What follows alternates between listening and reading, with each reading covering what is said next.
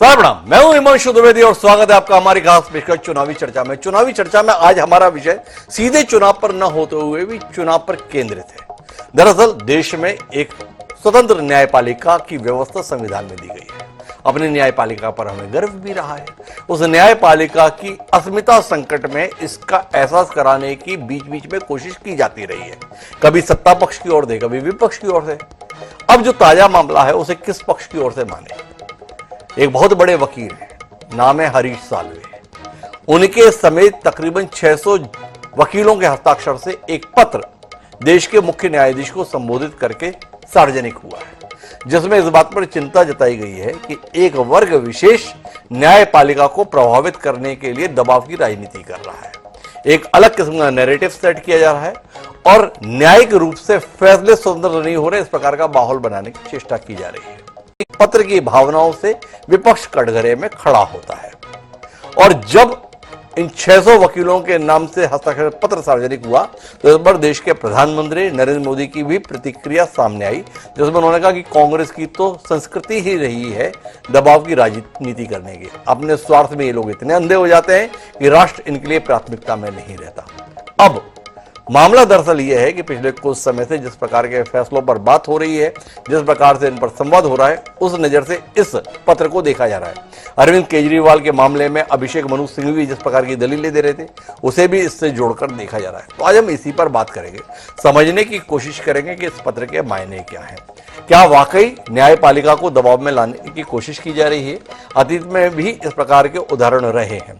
दोनों पक्ष अपने अपने तरीके से इस बात को प्रस्तुत करने की कोशिश कर रहे हैं। जहां नरेंद्र मोदी जी ने कांग्रेस को कटघरे में खड़ा किया, तो जवाब में कांग्रेस के राष्ट्रीय अध्यक्ष मल्लिकार्जुन खड़गे भी चुप नहीं रहे। उन्होंने धारावाहिक रूप से यह बताने की चेष्टा की कि नरेंद्र मोदी जी की सरकार के अस्तित्व में आने के बाद किस प्रकार से न्यायिक व्यवस्था को प्रभावित करने की कोशिश हुई है।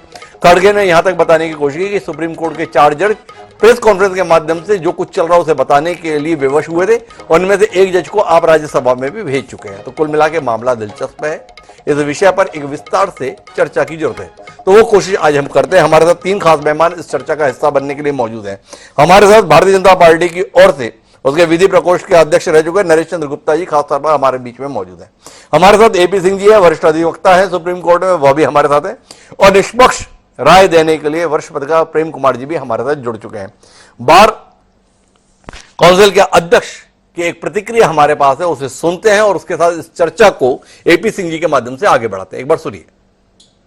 मुख्य न्यायाधीश महोदय को बताया है कि जिस ढंग से खास करके चुनाव का समय चुना गया है चंद लोगों के द्वारा, चंद वकीलों के द्वारा, और हमारे जुडिशरी जैसे पायस इंस्टीट्यूशन को, जो कि हमारे संविधान की गार्जियन मानी जाती है, उसको बदनाम करने की कोशिश की जा रही है। इसका एकमात्र उद्देश्य है जुडिशरी पर, हमारे ऑनरेबल जजेज पर प्रेशर डालना और अपने ढंग का, अपने मन मुताबिक आदेश चाहते हैं लोग। जब करप्शन में इन्वॉल्व किसी एक्यूज्ड को रिलीफ नहीं मिलता है न्यायपालिका से, तो उस पर एक प्रेशर टैक्टिस करके, इस ढंग का सोशल मीडिया का उपयोग करके, दुरुपयोग करके, और इन लोगों ने प्रयास ये चाहा है कि जुडिशरी पर हम दबाव डाल के अपने मन मुताबिक ऑर्डर ले ले। तो कुल मिला के बातचीत कहां पे आ रही है? बातचीत ये आ रही है कि जिसको भी अपने पक्ष में फैसला चाहिए वो माहौल ऐसा बना देना चाहता है जिसके चलते जज प्रभावित हो जाए, दबाव में आ जाए और उस दबाव के चलते मनमाफिक फैसला दे दे। तो मेरे साथ में एपी सिंह साहब जुड़े हुए हैं। कमोबेश ध्वनि जो इस पत्र के माध्यम से आ रही है, वो ध्वनि ये आ रही है कि जो विपक्ष में बैठे हुए लोग हैं वो अपना मनमाफिक आदेश पाने में सफल नहीं हो रहे हैं, तो वो आदेश आए इसके लिए सुप्रीम कोर्ट को या न्यायिक व्यवस्था को कटघरे में खड़ा करने की कोशिश कर रहे हैं। सिंह साहब, आपकी राय? देखिए डॉक्टर साहब, हिमांशु द्विवेदी जी आप वरिष्ठ पत्रकार हैं, प्रधान संपादक हैं। आपकी डिबेट को पूरा देश सुनता भी है, देखता भी है और बौद्धिक चर्चा होती है, और ये पत्र भी उसी बौद्धिक चर्चा का एक हिस्सा है जी। जो कुछ लोग, तथाकथित लोग, अपने निहित स्वार्थों को पूरा नहीं करते होते देख रहे हैं, तो जुडिशरी को, जो हमारी निष्पक्ष, निर्भीक, निडर जुडिशरी है, चाहे माननीय सर्वोच्च न्यायालय हो, चाहे माननीय ऑनरेबल हाई कोर्ट्स हों चाहे ट्रायल कोर्ट्स हों, बिल्कुल बिना किसी दबाव के कार्य कर रहे हैं। अब उन्हें लगता है कि न्यायपालिका पर कैसे दबाव बनाया जाए, सोशल मीडिया के माध्यम से, इस तरह के माध्यम से, चुनावी फंड के माध्यम से, इस तरह से कार्य करके बदनाम करने का प्रयास कर रहे हैं। और ये बदनाम करने से प्रभावित कौन होते हैं? उन्हें तो पता है कि वो झूठा षड्यंत्र कर रहे हैं, बदनाम कर रहे हैं, लेकिन वो लोग जो गुवाहाटी से चौपाटी, कन्याकुमारी से कश्मीर तक हमारे देश की माननीय सर्वोच्च न्यायालय पर भरोसा करते हैं, हमारे देश की भारत सरकार पर भरोसा करते हैं, अपने राज्य की सरकारों पर भरोसा करते हैं, अपने ऑनरेबल हाई कोर्ट्स पर भरोसा करते हैं, उनको बदनाम करने की साजिश की जा रही है। थोड़ा बीच में रोकना चाहूंगा भाई, इस न्यायपालिका की व्यवस्था को लेकर तो तत्कालीन कानून मंत्री किरण रिजिजू भी बहुत सवाल उठा रहे थे, आपको याद है कि नहीं है? वो बताते कि जजों की नियुक्ति की जो प्रक्रिया है ना, ये ठीक ठाक नहीं है, हमें इसे बदलना चाहिए। तो कुल मिलाकर सवाल तो सत्ता पक्ष के द्वारा भी बराबरी से उठाए गए। दूसरा आपसे जानना चाहता हूं, चंडीगढ़ में मेयर का चुनाव था, वोटों के संदर्भ में जैसी हेराफेरी का सामने प्रत्यक्ष प्रमाण दिखाई दिया, उसके संदर्भ में हाईकोर्ट में गए, संज्ञान तक में नहीं लिया गया, सुप्रीम कोर्ट ने दखल देकर उसमें राहत दिलाई। तो ऐसे वातावरण के बीच में अगर सवाल उठे तो उन सवालों को आप खारिज कैसे करेंगे सिंह साहब? नहीं, ऑनरेबल सुप्रीम कोर्ट ने राहत दी ना, क्यों हमारा संविधान संघीय ढांचा क्यों है कि ऑनरेबल हाई कोर्ट के बाद आप सुप्रीम कोर्ट आइए? क्या सुप्रीम कोर्ट आने से किसी ने मना किया? क्या डिले किया? क्या देर लगाई? क्या अर्ली हियरिंग नहीं हुई? क्या अर्जेंट मेंशनिंग नहीं हुई? क्या अर्जेंट सुनवाई? सिंह साहब, आप इतने अनुभवी वकील हैं, मतलब आप हाईकोर्ट के संज्ञान में न लिए जाने को, उसमें हस्तक्षेप न करने को, कोई राहत ना देने को, मैं कुछ भी गलत नहीं पाते हैं? आपको लगता है कि जो कुछ था वो एकदम ठीक था? जी सिंह साहब। नहीं, प्रोसीजर हमारा सुप्रीम कोर्ट का, ऑनरेबल हाई कोर्ट का सारा सही, किसी को नहीं समझ में आता है। अब आप कहेंगे ट्रायल कोर्ट से सजा हो गई, high court, honourable high court ने बरी कर दिया, ऑनरेबल हाई कोर्ट ने बरी कर दिया, ऑनरेबल सुप्रीम कोर्ट ने कन्विक्ट कर दिया। तो अपनी अपनी मेनी माइंड्स मेनी माइंड, जितने मती है, बुद्धि है, उतने हिसाब से अपने काम करते हैं। हम ऑनरेबल सुप्रीम कोर्ट में जब एसएलपी फाइल करते हैं, हम लिखते हैं learned below court, learned high court fail to appreciate this fact. तो नहीं समझ में आया, आगे आ गए। आगे आने का तो अधिकार है, आगे आने का अधिकार तो है, लेकिन मेरे साथ में नरेश गुप्ता जी हैं। मेरे साथ आपसे बात करने के लिए जो विषय है ना, वो खड़गे जी के द्वारा उठाया हुआ है। खड़गे जी बोल रहे हैं आप न्यायिक संस्थाओं के संदर्भ में पैरवी कर रहे हैं, और एक जो सिटिंग हाईकोर्ट जज था वो इस्तीफा देकर भारतीय जनता पार्टी के टिकट पे मैदान में उतर जा रहा है। इसको क्या माना जाए? वो इस्तीफा देता है, 3 दिन बाद ही पार्टी से टिकट भी पा जाता है, और उससे पहले उसके फैसले एक सरकार और पार्टी विशेष के खिलाफ दिखाई देते हैं। वो ये भी जानना चाहते हैं, खड़गे जी जिनका नाम है ना, मल्लिकार्जुन खड़गे, कांग्रेस के अध्यक्ष हैं, नरेश जी आप जानते हैं, उन्होंने कहा है कि आप तो खुद ही राष्ट्रीय न्यायिक नियुक्ति आयोग लेकर आए थे, इसके बाद आज आप बता रहे हैं कि हमारी जुडिशरी स्वतंत्र है, हमारी जुडिशरी असाधारण है। ये दोनों चीजें कैसे हो सकती है? आप तो स्वयं मान रहे थे कि जजों की नियुक्ति की प्रक्रिया ठीक नहीं है, उसे हम ठीक करेंगे, जिसे आप ठीक ना कर पाए। तो इन सवालों का क्या उत्तर है नरेश जी आपके पास? देखिए, एक बड़ा अजीब सी स्थिति निर्मित हो गई है। उस राजनीतिक दल का नेता आज बीजेपी के ऊपर आरोप लगा रहा है, जिस राजनीतिक दल के तत्कालीन प्रधानमंत्री इंदिरा गांधी जी ने जुडिशरी को किस रूप में लेकर जाकर अपने पपेट के रूप में बनाने का भरसक प्रयास किया था, और ऑलमोस्ट उन्होंने कंट्रोल कर लिया था जुडिशरी को, जो हिंदुस्तान के मूल संविधान की मूल भावना के विपरीत काम कर रही थी यही राजनीतिक दल कांग्रेस पार्टी। देखिए, जहां तक खड़गे जी ने कहा है कि हमने न्यायिक आयोग बनाया था, देखिए ये जो चीजें हैं, आप बेहतर से और बेहतरी की ओर जाने की बात होती है। आप कहीं फुल स्टॉप नहीं होता है कोई चीज को, और बेहतर ट्रांसपेरेंसी, तो वो उस लाइन की बात थी, और बेहतर करने की बात थी। आप किसी चीज को ये नहीं बोल सकते कि आज मैंने ये अचीव कर लिया, इस फुल स्टॉप, उससे और आगे जाने की तो सतत प्रक्रिया है। इसका मतलब आज किसी चीज में सुधार करना है, मतलब वो खराब ही नहीं है, और उससे बेहतर करने की सोच होती है। और जहां तक ये जो पूरे प्रकरण चल रहे हैं, जो 600 से अधिक वकीलों ने जो रिप्रेजेंट किया, देखिए जो इनके भावना, इनकी मंशा के अनुकूल निर्णय नहीं आते हैं, उस पर ये किस रूप में बयान जारी करते हैं, ये मुझे लगता है कि ये सिर्फ जुडिशियल सिस्टम को दबाव में लाने की बात करते हैं। एन केन प्रकार, अरे आप कोर्ट का निर्णय है उसको मानिए ना, आप ऐसा बयानबाजी क्यों करते हैं? आप ऐसी बयानबाजी क्यों करते हैं? लेकिन मैं प्रेम कुमार जी आपके पास आना चाहता हूं और आपसे जानना चाहता हूं कि पिछले कुछ समय पे तो खासतौर पर सर्वोच्च न्यायालय के द्वारा असाधारण किस्म के फैसले दिए गए, ऐसे फैसले दिए गए जो कतई सत्ता पक्ष को भा नहीं सकते। चंडीगढ़ के संदर्भ में जिस प्रकार का फैसला आया, आप उससे अनभिज्ञ नहीं है। इसके अलावा भी समय समय पर जैसे इलेक्टोरल बॉन्ड के संदर्भ में अगर आप देखें तो सीधे तौर पर वह फैसला सरकार के विरुद्ध जाता हुआ दिखता है। ऐसे वातावरण के बीच में अगर कपिल सिब्बल ये बोल रहे हैं कि ये कोई स्वर्णिम काल के तौर पर नहीं देखा जाएगा, अभिषेक मनु सिंघवी की जो दलीलें हैं अरविंद केजरीवाल को जमानत दिलाने के संदर्भ में, मूलतः उसी को केंद्र में रखकर आपत्ति के रूप में यह पत्र आया है। क्या कहते हैं आप?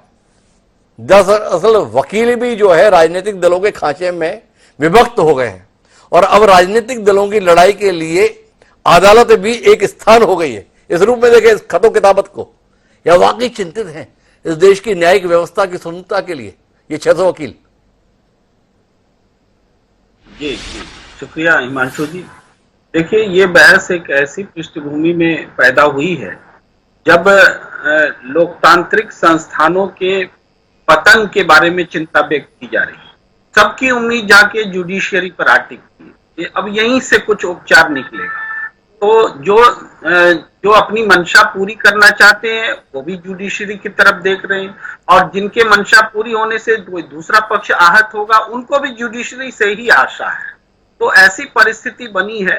तो अभी ये जो चिट्ठी आई 600 वकीलों की, तो इस चिट्ठी को देख करके भ्रम की स्थिति पैदा हो गई कि ये लोग किसके दबाव की बात कर रहे हैं, सत्ता पक्ष के दबाव की बात करें कि विपक्ष में बैठा हुआ कांग्रेस दबाव डाल रहा है जुडिशरी पर।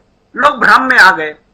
ये भ्रम टूटा जब नरेंद्र मोदी जी ने उसको रीट्वीट किया, रीपोस्ट किया, और उसमें उन्होंने कांग्रेस पर हमला किया। देखिए, टेक्निकली तो उन्होंने पॉलिटिकल स्टेटमेंट दिया, लेकिन प्रैक्टिकली ये दबाव, वो चिट्ठी जो जुडिशरी को लिखी गई थी, सीजेआई को लिखी गई थी, उस दबाव को उन्होंने इंडोर्स कर दिया। यानी प्रधानमंत्री का वेटेज भी उस दबाव पर शामिल हो गया, उस 600 वकील पर। तो अब देखिए, प्रधानमंत्री जी भी दबाव डालते हुए दिख गए अगर इसको इस हिसाब से देखें तो ये पूरा मामला जो है राजनीतिक होने के साथ साथ जुडिशियरी पर अपने प्रभाव को और दबाव को, प्रभाव बोलिए या दबाव बोलिए सुविधा अनुसार, वो बढ़ाने की एक कोशिश के तौर पर हम देख सकते हैं।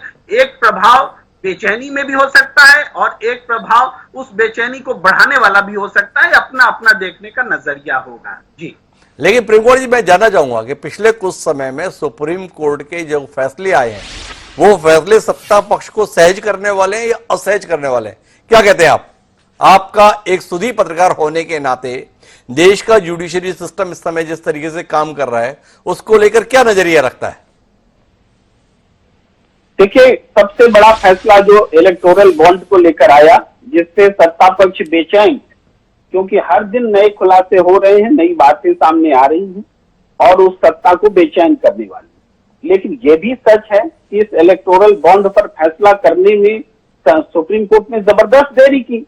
इस बीच कितनी सरकारें बनी इसी इलेक्टोरल बॉन्ड के जरिए, ये भी सच है। दूसरी बात है कि जो सुप्रीम कोर्ट स्वयं ऑब्जर्वेशन दे रहा है कि भाई ईडी को कह रहा है कि आप बार बार पूरक चार्जशीट मत दायर कीजिए, इसलिए कि आपकी मंशा जेल में बनाए रखने की है अभियुक्त को, आपको उसको मामला खत्म करने की नहीं है। तो ईडी के दुरुपयोग के आरोप को भी सुप्रीम कोर्ट जो कैरी कर रहा है, उसको अपना वजन दे रहा है। इससे एक सत्ता में बेचैनी के कहीं सुप्रीम कोर्ट आगे ईडी को तो सीमित करने का प्रयास नहीं करेगा, जो इन दिनों हथियार बना हुआ है विपक्ष पर एक्शन लेने का। तो ये एक स्थिति है, ये एक स्थिति है। तो मैं वापस जाना तो मुझे एपीसी साहब के पास है, पर नरेश जी हस्तक्षेप भी करना चाह रहे थे, और नरेश जी से मैं समझना भी चाहता हूं। सही बताओ नरेश जी, दबाव कौन बना रहा है? ये कांग्रेस दबाव बना रही है, विपक्ष दबाव बना रहा है, या सुप्रीम कोर्ट के जिस प्रकार के फैसले या वर्डिक्ट आ रहे हैं उनसे आप दबाव में आ गए? तो ऐसे फैसले न आए इसलिए दबाव बनाने के लिए 600 वकील सामूहिक रूप से खतो किताबत कर रहे हैं। देखिएगा, 600 वकील जो लिखे हैं उस पर किस लेवल के वकील हैं? Harish Salve is leaded by Harish Salve. वो हरीश साल्वे का स्टेटस क्या है जी? आप वो हिंदुस्तान की बाकी राजनीति से, देश की, उनसे क्या मतलब है? वो he is a pure professional man. और देखिए, जिन लोग सुप्रीम कोर्ट के और दूसरे कोर्ट के जजमेंट्स के ऊपर कमेंट करते हैं, वो सारे लोगों को ये समझना चाहिए वो किसी पॉलिटिकल पार्टी के वर्कर के साथ ही साथ किसी पॉलिटिकल पार्टी के लीडर्स के साथ ही साथ एक एडवोकेट भी हैं। तो इन किस कैपेसिटी में बात कर रहे हैं वो, मुझे लगता है कि as being an as advocate नहीं बात करते हैं, they are talking being an as an a politician. वो राजनीति के हैसियत से सिर्फ सारी चीजों को अपने दायरे में अपने हिसाब से भाई तो ये काम केवल अभिषेक मनु सिंघवी, कपिल सिब्बल, विवेक तनखा थोड़ी करते हैं भाई। अतीत में ऐसा काम नरेश जी, आपकी पार्टी से संबद्ध अरुण जेटली जी, रविशंकर प्रसाद जी जैसे नामची लोग भी करते आए हैं। कहां आपका ऐतराज है इसके संदर्भ में? सुप्रीम जजेस जजमेंट को लेकर ऐसा क्रिटिसिज्म नहीं होता है कहीं भी। ये जो क्रिटिसिज्म की पार्ट की बात कर रहा हूं मैं, जिसको लेकर ये रिप्रेजेंटेशन आया है, आप जुडिशरी को अनड्यू तरीके से इन्फ्लुएंस करने का प्रयास कर रहे हैं। देखिए अभी मैं बीच में रोकता हूं एपी सिंह साहब के पास जाने देता हूं। नरेश जी 2 मिनट रोकता हूं। एपी सिंह ये बताओ कि ये खत लिखने की जरूरत क्या पड़ी? भाई लोग दबाव डालने की कोशिश कर रहे हैं, तो इसका खत लिखकर क्या करना चाह रहे हैं ये 600 वकील? क्या 600 वकील ये बता रहे हैं कि सीजेआई दबाव में आ जा रहे हैं, सुप्रीम कोर्ट के बाकी जजेस दबाव में आ जा रहे हैं, या फैसले ऐसे आ रहे हैं सीजेआई के द्वारा और बाकी जजेस के द्वारा, तो ऐसे फैसले ना आए तो ऐसी चिट्ठी लिख दो ताकि वो दबाव में आ जाए? है क्या? थोड़ा सीधा रोशनी दो ना। क्या वाकई सुप्रीम कोर्ट में बैठे हुए जजेस राजनीतिक दबाव के अंदर काम कर रहे हैं? हम लोग तो 26 वर्षों से सुप्रीम कोर्ट में वकालत, मैं अपनी कहूं, मेरे फैमिली में सारे एडवोकेट हैं और सुप्रीम कोर्ट बार एसोसिएशन के लाइफ टाइम मेंबर है। लाइफ टाइम मेंबर, पूरा जीवन बार को दे दिया। बड़े बड़े पद मिलने के लालच आए, लाभ आए, राज्यसभा बन जाओ, हाई कोर्ट के जज बन जाओ, नहीं। वकालत अच्छी है, वकालत कर रहा हूं, वकालत के द्वारा बोल सकता हूं, न्याय की लड़ाई लड़ सकता हूं, न्याय की लड़ाई लड़ रहा हूं। बीच में आपने बड़ी खतरनाक टिप्पणी की है सिंह साहब, या हाईकोर्ट जज बन जाओ, मतलब हाईकोर्ट जज भी क्या रिश्वत में बन जाते हैं, लालच में बन जाते हैं? आपने तो बड़ी खतरनाक टिप्पणी कर दी। अभी तो बात बताई जा रही है कि हमारी न्याय की व्यवस्था असाधारण है, और अभी आप बता रहे हो कि प्रलोभन के तहत हाईकोर्ट की कुर्सी मिल जाती है। कांग्रेस के समय में ऐसा हुआ है, यही तो बात है, कांग्रेस के समय ऐसा हुआ है जी, जिसकी बात कर रहा हूं मैं, ऐसे हुए हैं जी, चीजें नियुक्तियां हुई है इस तरह की जी, ये इस तरह से हुआ। लेकिन हम लोग अब भाव अपने कैसे व्यक्त करें? अपने भाव व्यक्त करने का एक सबने सोचा कैसे करें। एक व्यक्ति की नहीं चिट्ठी, एक व्यक्ति की गलत हो सकती, 10, 11, 12, 100, 200, इसका मतलब टोटल प्रैक्टिसिंग लायर।